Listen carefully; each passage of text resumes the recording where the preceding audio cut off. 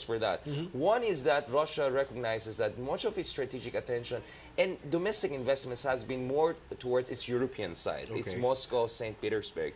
So the eastern parts, the Siberian regions, have been neglected. So now there has to be more investment there.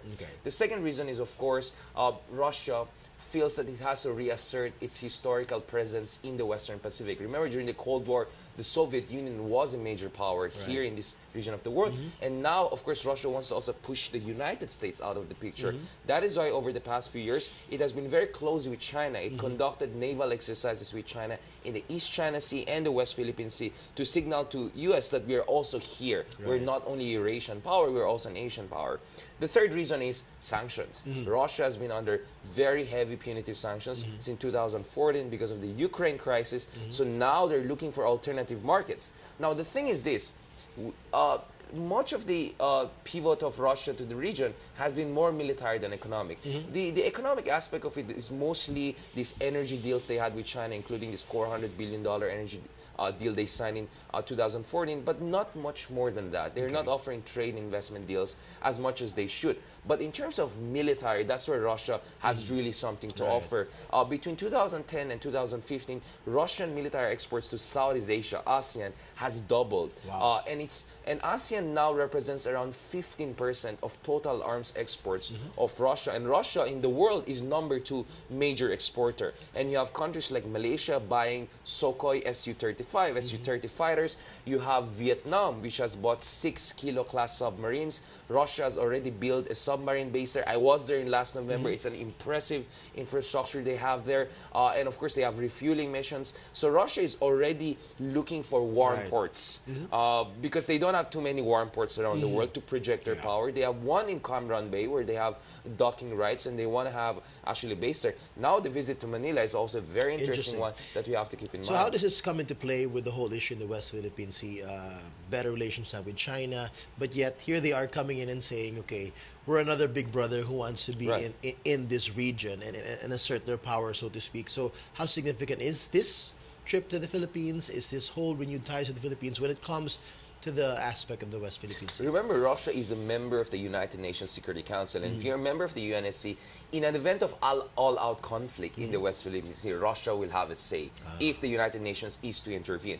Another thing, of course, as a member of United Nations Security Council, Russia should be one of the pillars of international law and international order. So what Russia is trying to say here is that, because in the past few years, they had more military exercises with China. So there was a feeling that, is Russia really a neutral country? Because they have no territorial claims here.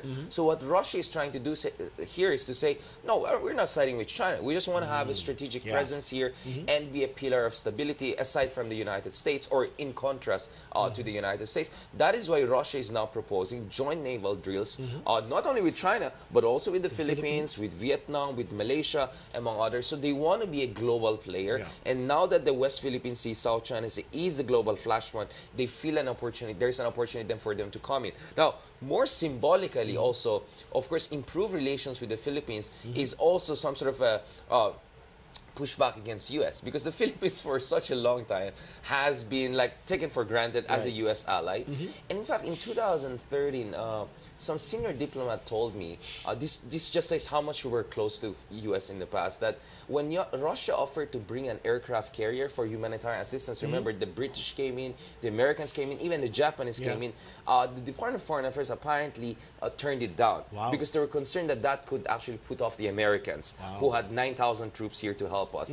That was how sensitive we were in the past. This is just 3 years ago. 2.5 years now, ago, the next thing you know, you have Russian warships docking here in Manila. You have President Duterte going there. And of course, Defense Minister Lorenzana and Foreign Secretary Yasay were in Russia in early December. And Russia very aggressively is offering us advanced weaponries, drones, submarines, and of course, possibly other intelligence gathering materials for reconnaissance activities, and also rifles. So far, it seems the Philippines is trying to tell the Russians, go a little bit slow, don't go too fast, submarines are too expensive, but probably will consider buying drones, probably some attack helicopters, and probably also rifles, because the Americans are now tightening the noose around the Duterte administration because of the war on drugs, and shipments of some of the rifles and materials to the Philippine National Police has been kind of put in a back burner. So maybe the Russians could come into the picture. But we see so far more excitement on the part of Russia to come into the Philippine arms market. And then on the part of Duterte to get closer to President Putin. So how does that come into play? You look at the personalities. Yeah. You're looking at President Duterte, who, as you said, and obviously is very clear, has gushed over his admiration of Vladimir Putin, his idol. And then there's his, we know, if you want to label it jokingly as bromance, there could be a love triangle, so to speak, because of Trump. Now supposedly warmer with Putin as well. That he's made his public statements that he's okay with Putin, as opposed to the previous administration, or actually, well, the outgoing administration in the U.S. with Obama. So how do those three world leaders play a vital role in this whole big picture? I mean, as we discussed last year, I think Putin was the biggest winner of 2016 because all the electoral shocks were in the Philippines or in Europe or in the United States, in one way or another, favored Putin. Now, of course, there's accusation that Putin intervened in some of these elections, but that's beside the point. The fact of the matter is that both Trump and Duterte and some of the leaders in Europe, including the possible next president of France, whether it's the centrist or the far-right Marine Le Pen, they're expected to have better relationship with Russia. Now, the thing is this, Duterte wants to visit Russia in the coming months. I think this is a part of normalizing the idea that Russia could be a partner for the Philippines. Now, I think the thing is this, Trump and Duterte at this point in time have a very good relationship with Putin. But as far as Trump-Putin relationship is concerned, I see down the road there could be tensions. Because in the beginning, it's all about, birds of the same feather flock together. But down the road, the United States and Russia have too many areas of divergence, including American military presence in Europe, among other, that I think there could be tensions down the road. The other thing is that, of course, the bromance between Trump and Duterte could also be affected down the road if Duterte continues to this strategic flirtation with Russia and China. So I won't take anything for granted. Initially, there's a room for reset on the part of all of these countries, all of these personalities, but the fundamental national interest and strategic interest of Russia, Philippines, and China at this point, and U.S. at some point in time will conflict. In other words, that honeymoon stage might not last as long as long. we think, unless there's a concerted effort, not only by these leaders, but their actual bureaucracy to invest in this relationship. And this is what I don't see. I see some sort of a gap between President Duterte's excitement about better relationship with Russia and then more notes of sobriety on the part of Lorenzana and the much of bureaucracy. There is that gap, and unless that gap is closed, I don't see the relationship with Russia having a much more concrete blossoming in the coming months. Well, reality just might settle in sooner than we think. Okay, let's break it down first specifically. There's talk about the proposed agreements between Philippines and Russia. There's the arms deal. There's trade deal. And there's the trade deals as well. So how significant are these, coming into the picture when you want to see better relations with the Russians as well? Well, of course, I mean, one big concern we have with Russia is that they're still in a state of recession. Their finances is not very good. As some insider told me that, Russia might go bankrupt in the coming years. So they're desperate for new markets. Nonetheless, Secretary Lopez of the DTI, Department of Trade and Industry, suggested that we can sign a $2.5 billion agricultural deal so that we can export more to Russia, because over the past few years, it's mostly us buying oil and gas from Russia, and they're not buying much from us. So we have a huge trade deficit, and the Russians have very minimal investments in the Philippines, brought thousands of dollars only.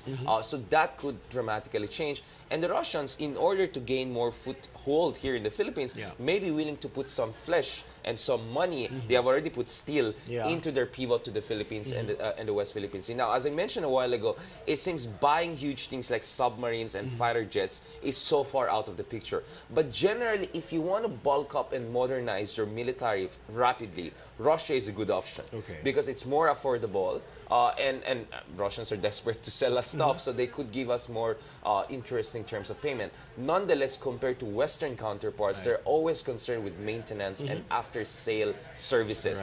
That's a huge problem. And remember, the AFP, all due respect to them, they have also some problems with maintenance discipline.